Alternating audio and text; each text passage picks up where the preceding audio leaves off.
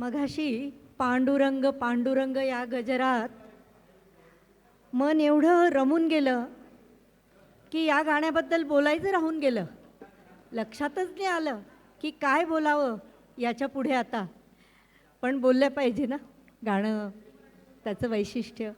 तर ब्रह्मा विष्णू आणि महेश्वर हे नेहमीची जी त्रयी होती, गदी माडगुळकर, सुधीर फडके आणि आशाताई यांचं हे गाणं होतं. आत्ता नुकतंच स्वर्गीय आशाताई यांचंही निधन झालेलं आहे. अत्यंत अवीट गोडीचं हे गाणं होतं. आपण नेहमी ऐकत आलो आहे, नेहमी ऐकणारच आहोत. पुढचं आता मिलिंदजी पुढचं निवेदन करतील. थँक्यू. आज आपण कॅराओकेवर ही सगळी गाणी ऐकत आहोत, कॅराओके ट्रॅकवर.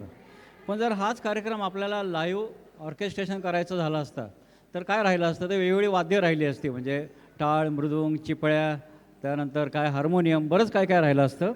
आणि मग आपण बघतो की ही सगळी वाद्य आणि तो गायक हे इतके एकरूप होऊन जातात की आपल्याला असं वाटतच नाही की हे वेगवेगळे म्हणजे घटक एकत्र आलेले आहेत. म्हणजे तर हे असं सगळ्यांनी मिळून एक अद्वैत तयार होतं. म्हणजे तसंच आपण रंगपंचमीमध्ये पण बघितलं असेल की आपण जेव्हा रंग खेळतो तर वेगवेगळ्या रंगांची उधळण होते आणि मग ती रंग एकदा एकत्र आले की तो एकत्र रंग पण भारी दिसतो. म्हणजे आपल्याला वेगवेगळे रंग आवडतात, पण जेव्हा एकत्र होतात तेव्हा तोही रंग भारी दिसतो. तर त्या रंगाला नाव काय?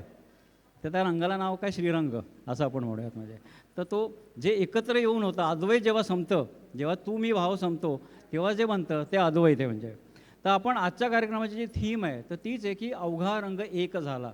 त्याविषयी जगदीशजी पण बोललेच. म्हणजे संत सोयराबाई यांनी ते अभंग रचलेला आहे. एका महाराची ती पत्नी, बाप रे, अमेझिंग. महार ऑलरेडी त्या काळामध्ये म्हणजे त्याला काही स्थानच नव्हतं आणि बायकांना तर त्या काळात अजूनही स्थान नव्हतं. म्हणजे तर त्या महाराची ती बायको म्हणजे, आणि केवढी प्रतिभा, म्हणजे खरंच म्हणजे हॅट्स ऑफ. म्हणजे आपण सर्वांनी मिळून त्यांना नमन केलं पाहिजे की काय ते गीत आहे, म्हणजे काय स्थिती असेल त्यांची. तर त्या थीमला धरून आज अजून एक गाणं आहे. आपण ते गाणं घेतलेलं नाही कारण की ते गाणं म्हणण्यासाठी आय डोंट नो, समोर कोणी पुढं आलं नाही. फारच सुंदर गाणं आहे ते, म्हणायला हवं होतं पण अवघड पण आहे ते. किशोरी आमोणकरांनी म्हटलेलं आहे.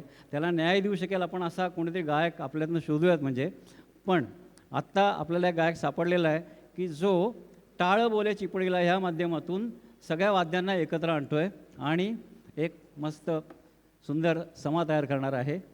तर मी माझ्या चिरंजीवांना आमंत्रण करतो. अर्णव दुसाने, टाळ बोले चिपळीला. जगदीश खेबुडकर यांनी हे रचलेलं गीत आहे. पंडित भीमसेनजी अभ्यंकर यांनी भीमसेनजी जोशी यांनी ते गायलेलं गीत आहे. अर्णव.